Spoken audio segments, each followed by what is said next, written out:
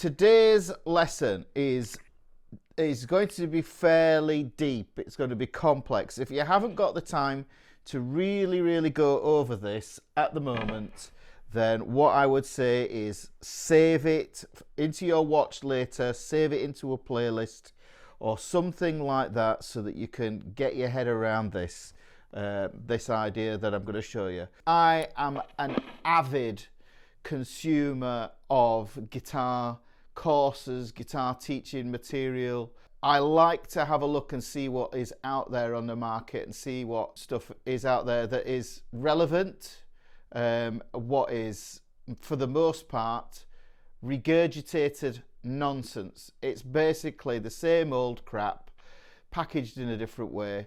And generally you will find that if you've bought a course or something like that, then you'll find that it's all sizzle and no steak, and there's no new concepts in there. So what I'm going to do today is I'm going to show you a few different concepts, and this is something that I've never seen in a course, and I'm sharing it because I like to teach you guys guitar. And from the messages I get, the emails and the PayPal contributions and everything else like that, people find what I do as being valuable. Anyhow, so enough of me yammering. I'm going to crack on. One of the things I'm going to talk about is another way to visualize your fretboard. This is part of a bigger system that I have for understanding pentatonics that is mind-blowing. It's really good. It's the only way that I can say it. But the first thing that we have to get to grips with is something called string pairs. Now, I always talk about the beautiful elegance and of the fretboard, and the way that the fretboard is kind of engineered, as if it's an almost mystical thing. You know, if you've come from my original fretboard video, the one where I talk about battle ends and down goes Charles's father, if you've come from that video, then that video gives you an idea of how the guitar is tuned, the standard tuning that we all love. Well, that way of tuning is actually very useful. The awkward kink in the tuning as well, that adds much needed variety, because if it was tuned all the way across in fourths, then chord shapes are harder and you know, it's just nonsense. But the long and short of it is, essentially, if we look at the fretboard, and what I'll do is I'll do my usual PDFs that go along with all this, that you can study, print off. Make sure you do print them off, because, you know, what's the point if you don't? You know, I get a bit cross with you if you don't, because if you just consume the video and expect to learn guitar by osmosis, then you're dreaming. You have to put the work in. So I'm here to kick your butt and tell you, put the work in, which shouldn't be a problem if you're as obsessed about guitar as I am. I just assume everybody who watches guitar videos is absolutely obsessed by guitar. Hopefully that's the case. So going back to these things with the strings, if we look, and I'll just pull in a little bit closer here, if we look at the way that these strings are organized, and we know from the E to the A that is a fourth. Yeah, so these are a fourth apart. The A to the D are a fourth apart. The D to the G are a fourth apart. The G to the B are a third apart. That's good, because it gives us variating patterns that can break up our patterns and stop us from playing the same little rut ideas that we get stuck on. And then what we get is the B to the E string, and the B to the E string is another pair of fourth strings. So these are separated by a fourth. So B to an E, and you could just count up. Just use your alphabet letters. So you go B, C, D, E. You can see that that's four that way. So you can see that's a fourth. Now, what we're really interested in is, you know, that's a great fact to know, you know, for tuning and those sort of things. But the beautiful thing is, because where the fourths live, we get these string pairs. And this ties in with the caged octave videos. If you haven't seen my caged octave videos, this is all part of the same way of being able to see the fretboard, being able to visualize it and know where everything is, because if you don't, you are lost. It's as simple as that. So essentially, if I take these two strings here, this was what I would deem to be a string pair. The E and the A are a pair of strings. Now, I'm actually going to forget about the A and the D at the minute, because that's what I deem to be a subset of a string pair. Don't worry too much about that. That's possibly for another lesson further down the line, or something, or a book or something, right? So, and then between the D and the G, that's another string pair.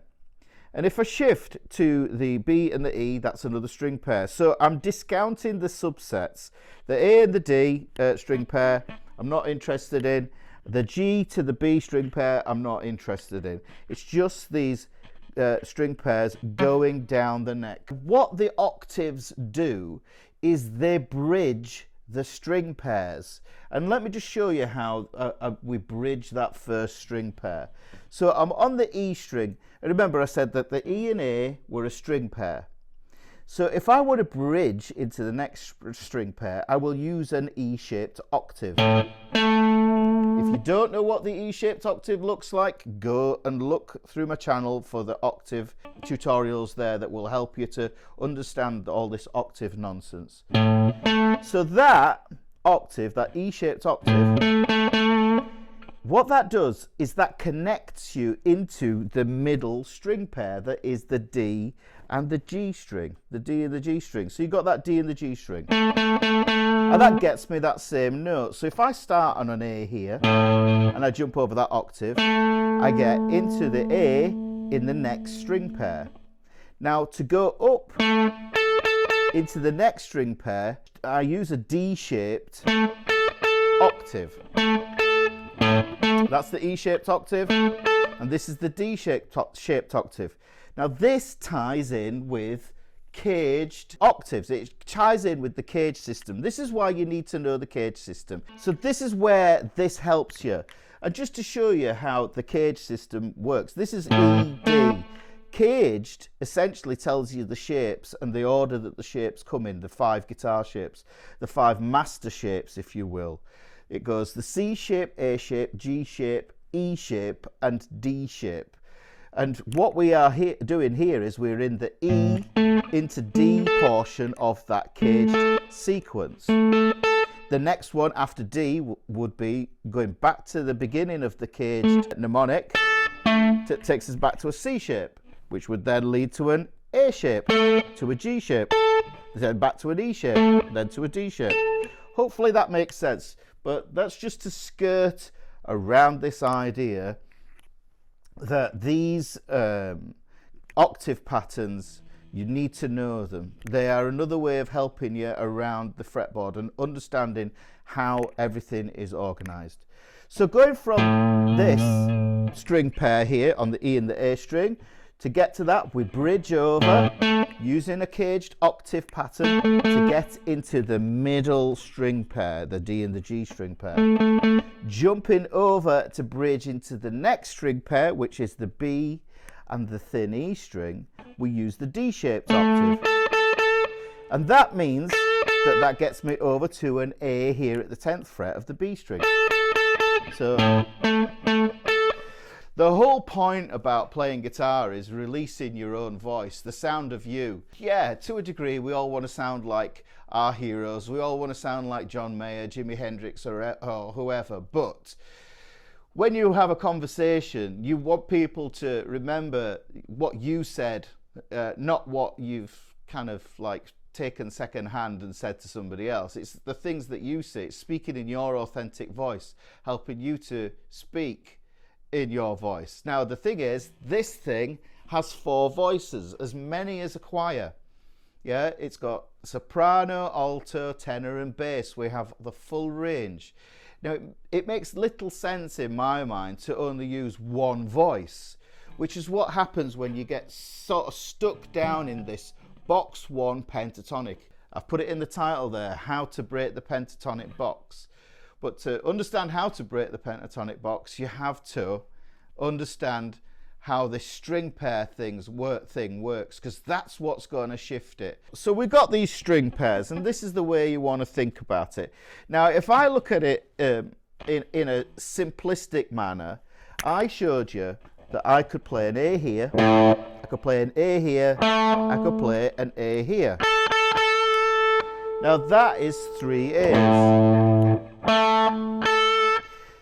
Those are single notes. Well, what comes after single notes is chords, and the most basic of chords is a power chord.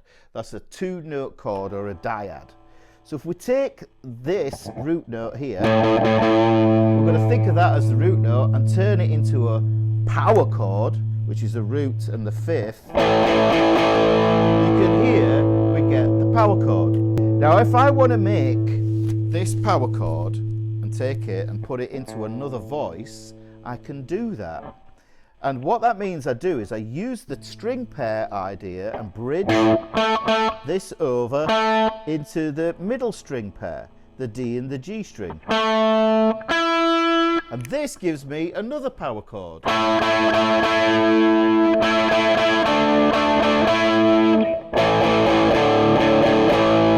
And you can hear that's the same idea but expressed in 2 different voices. I can even then take that idea and take it and put it up here at the 10th and 12th fret. And in my mind I'm thinking that this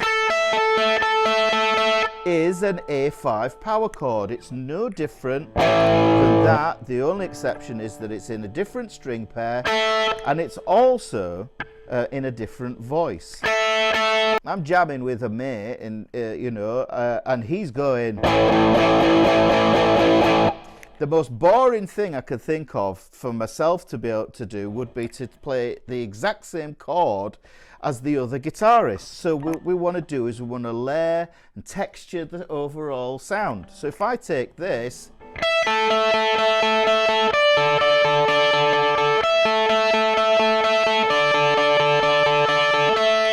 it's a very simple idea, just outlining what I'm talking about while my buddy is going.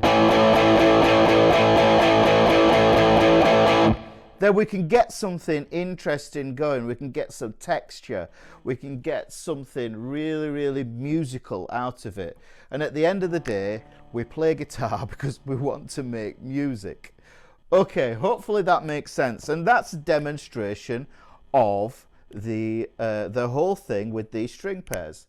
Well, let me give you another example of how a string pair could work. And what we're going to do is we're going to use our good old friend, the minor pentatonic. And I'm going to do this from the A yet again. Now, the first 4 notes that you play when you play that minor pentatonic are the 5th fret, the 8th fret, the 5th fret on the A string, and the 7th fret on the A string as well. And we get this trapezoid shape. That's what I call this. It's called the trapezoid. Right, we take that there, and then what we can do is, because we know how this bridging thing works, we can take that idea into the next string pair. So you see the value of these string pairs is absolutely immense, yeah? Right, so if I go up into the D-shaped octave, landing on that B string, I'm bridging across the string pairs, right? So like I say, guys, this is stuff that you will not see in the courses that people are flogging. I'm giving it you for now. It's gold. I'm telling you. Right, so this here, 10, 13, I get the same pattern. So if I play that 10, 13, if I want to replicate that in another voice, I have a visual clue and cue of where to put it.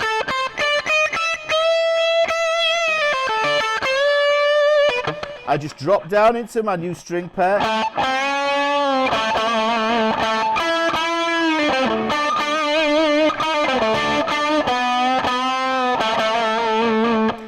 And I could do the same thing here. Look, I've taken the pentatonic.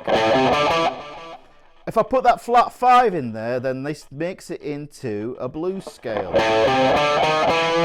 Up into the next string pair, bridge across, use those octaves. Next string pair, bridge across.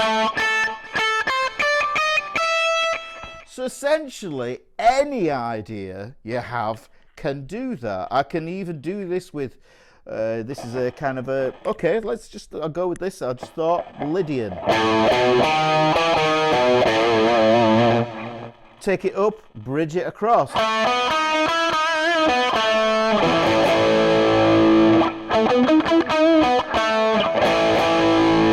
You can hear that.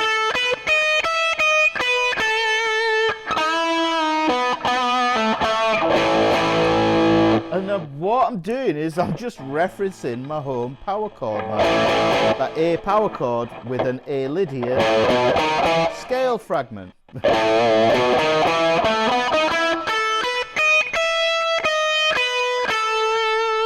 So any pattern you can think of, that is what happens. On my channel, I'll probably include it in a card here, because I've done tutorials on that and how to play that, because you need to learn how to use that. And generally, myself these days, I never really play in boxes. There are ways of playing in boxes that you can use them. You can use the boxes to bridge across from ideas, but that's subject for another lesson. But what I'm going to show you here is I'll play the box first.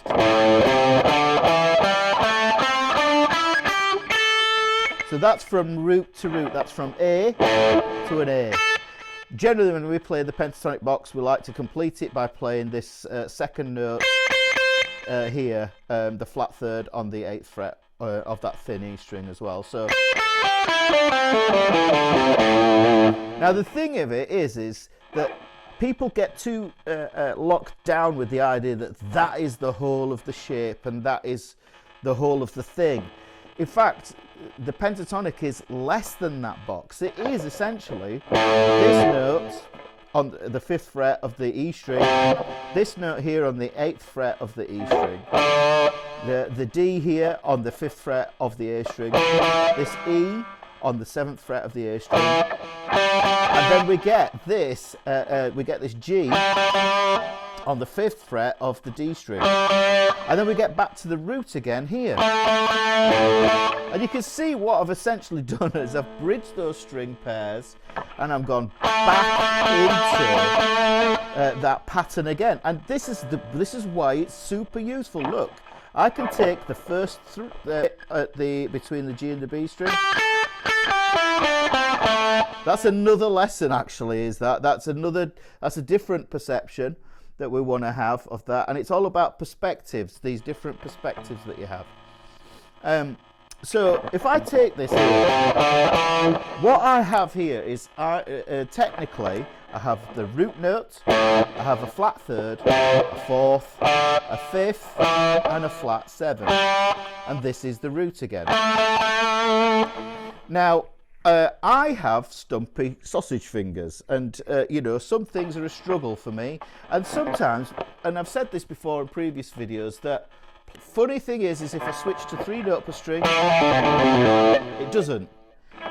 It just does there, and you know, this is why hands are amazing. I'm editing right now that talks about understanding your hands, because they are the primary tools for creating the music here. So what I'm going to do is I like to substitute this note here, the flat third, in your hand by doing this exercise. If I pull that index finger down, you can see it pulls down on the 2nd finger, but it doesn't really affect the 3rd finger and the pinky. And suffice to say, enough for this lesson today, that 1st finger and that 3rd finger, they are independent of it. You have a natural leaning for maybe using your index and your 3rd finger. This is do a sausage finger drawing. I do sausage finger drawings. So this is why this way of playing with the 1st and the 3rd is more preferable. At least that's how it works with my hands. Not everybody's hands are the same. It's this idea of a working pair, and we're going to take the box that we have, And then what we're going to do is we're going to break it up, and we're going to use string pairs to do it. So this is why the string pairs is super, super important. Well, I have another video on my channel that is about a mathematical hack. It only works so far as if you go below the 5th fret, it doesn't work anymore. But if you're above the 5th fret, any note that you want can be found by minusing 5 from the fret that you're on. So this is fret 8. So fret 8 minus 5 gives us 3. So that puts us down on the next string. So if I do that, there is 8, there is 3. I get the same note, the same pitch. The timbre is different. The timbre is different because of the thickness of the string. The E string is thicker, so it's going to give you a different sound. But the pitch is the same. So what we're doing there is we're just substituting it down there. It's okay. You don't have to stick slavishly to this pattern, because what I'm going to do is I'm going to show you how we turn this now into something else. Now, I'm also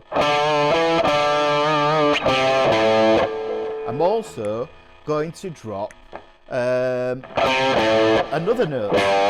I'm going to drop this flat 7 because that flat 7 is in our middle string pair.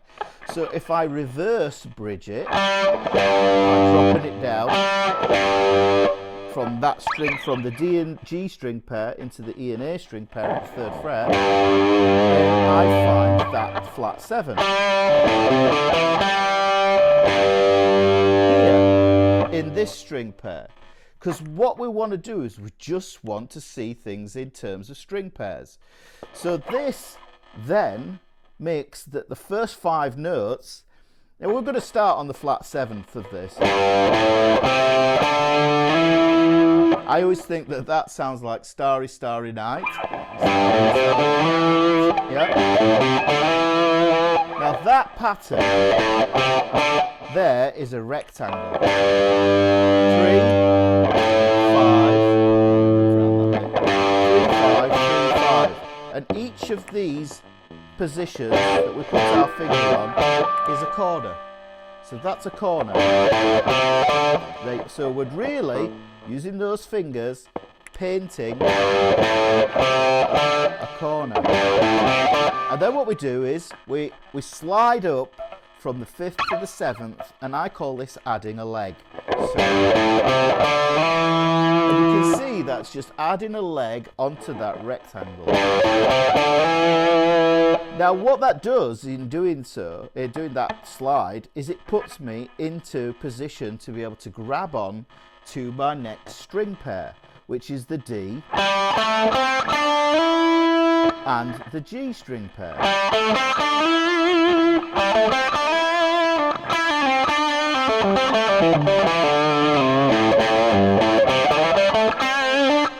And you can see, if you want to look at it, you can see I'm actually, when I'm here,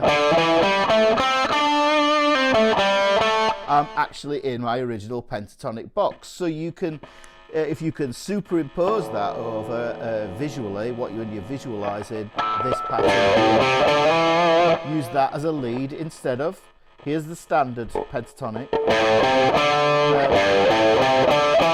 That's what that would sound like. The root note is still there. It hasn't shifted down here. It's still this A. But this is great because it starts to show you where the